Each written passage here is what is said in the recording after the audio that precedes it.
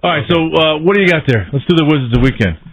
This is the cover this week of Night and Day, which is... Who's on that cover? This is for Mame, the musical Mame. Mame. Is that some kind of parody about fame? No, you never heard of the musical Mame. You know why? Because it's not one of those musicals that is actually revised much. It's pretty expensive to stage, but the Goodspeed Opera House is doing Mame.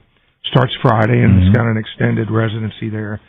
And I believe the actress is Louise Petrie that's playing Mame. Let me check on that. Yeah. And Christy Dorsey, my boss and friend in the arts section, did a fabulous interview with her. And she's so funny and smart, and she's like Canada's finest musical theater actress or whatever. So it's pretty world-class production. And, I mean, you're a theater guy. I am. I'm just not a big musical guy.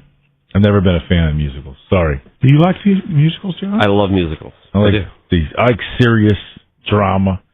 I like, that kind of stuff. So if I broke in to A Man for All Seasons right now, or Troilus and Cressida, the two of us could do a duet acting. Absolutely. You give me a little O'Neill. Maybe a little. That's right, because you're a thespian. I love doing that stuff. I don't know why, but... Now, I brought in a CD, and then I didn't realize that we can't play CDs anymore. Well, we can't play them right now. But we can sooner or later. I mean, it's a radio station. Why should we? That's the great Henry Butler, who is a New Orleans born and bred pianist. He's the finest living interpreter, along with Alan Toussaint, of the New Orleans piano professor tradition, and he's the main event this week. I've interviewed him 2 or 3 times in my life, and it's always a pleasure. He's actually blind since birth, but he plays like Champion Jack Dupree, Professor Longhair, James Booker, all of the great New Orleans piano players. And he's going to be in the Oasis room at the Guard Saturday night. That's a room not much bigger than this studio. Right. And it's amazing. It's amazing to see Henry Butler play anywhere, but to be that close in a room with those acoustics, that's pretty special. Yeah. That's a really good opportunity. And I know you guys may not be particularly enamored or familiar with the New Orleans piano tradition, but a guy is a magician, and it's awesome. How do they get somebody like that? And I'm not taking a shot at the Guard here. No, they bring a lot of great. How do they get somebody like that in such a small room? Frankly, in bigger cities that might have, just per capita, if you have 12 million people in New York, you're going to have a big enough demographic size of people familiar with that kind of music. It's sort of a niche music. Right. He's well known in jazz and blues circles and in fans of New Orleans. But in a small town like this, you can't expect Henry Butler to fill the Guard. Now, he plays some big halls across the world, Europe and U.S. But so that's even more special that they brought him into a small town, and that's a fabulous thing. It's a great opportunity. So he probably likes playing small venues anyway. It's more he does. And stuff. He's a really, really nice and smart man, and everything. As I said, he's blind, and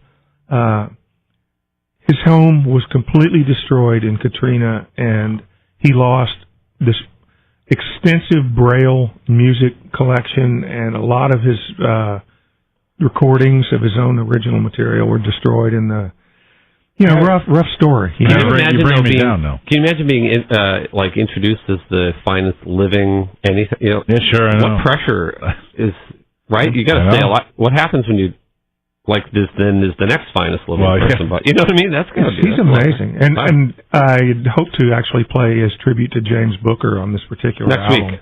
We'll sing it. If we can't play it here, you know how to come in. We'll do a live rendition. He's got the rollicking left hand, and Booker, as we know, could dip into Chopin. Or does anybody know what we're talking about? No, I don't. Yeah. You lost me about 15 minutes ago.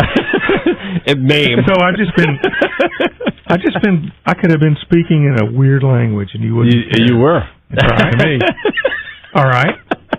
Creed, Saturday night, Mohegan Sun. I'm over them. Were you ever... I kind of liked him when they first came out. Did you really? He got a little attitude, that guy. He's not anymore. Throwing God in my face all the time. Although I like God. I mean, I'm a big fan. But it's like... Big fan of God. Now, He's really happy to hear that, too. I interviewed Scott Stapp, and there was a big story in the day, I think on Monday or Tuesday, based on my interview.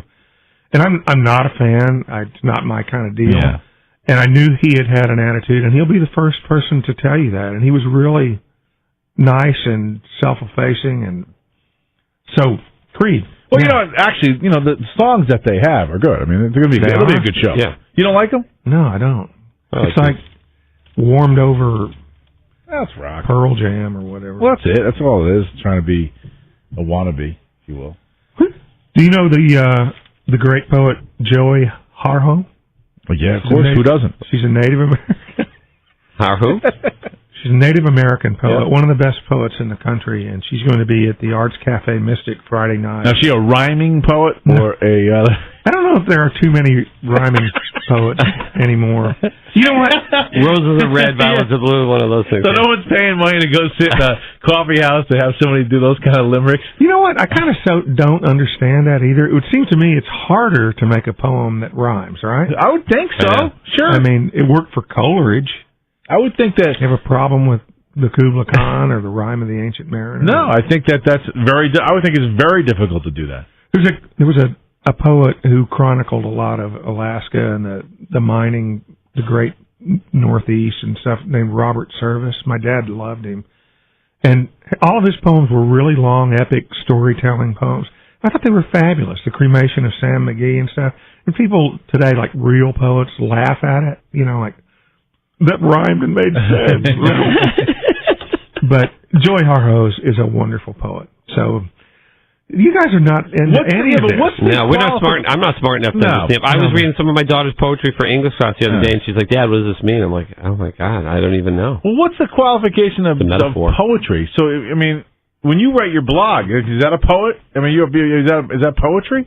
There are folks that would suggest that over my 14-plus year career as a quote-unquote professional writer, nothing I have ever written nearly approaches poetry. No, barely approaches grocery. You're a great writer. You're an excellent writer. But some of these poems, they have to be metaphors for something else. And it's like the rest of us are too stupid to realize that it really means the tree really is a reflection of my place in the universe. Why? Well, I just my brain never went in that direction. I wish it did. But. I understand why a haiku is a certain number of, the way you do it. But what's a poem? What is the qualifications to make a poem be a poet? A poet be a poem? You have to wear a bow tie to start with.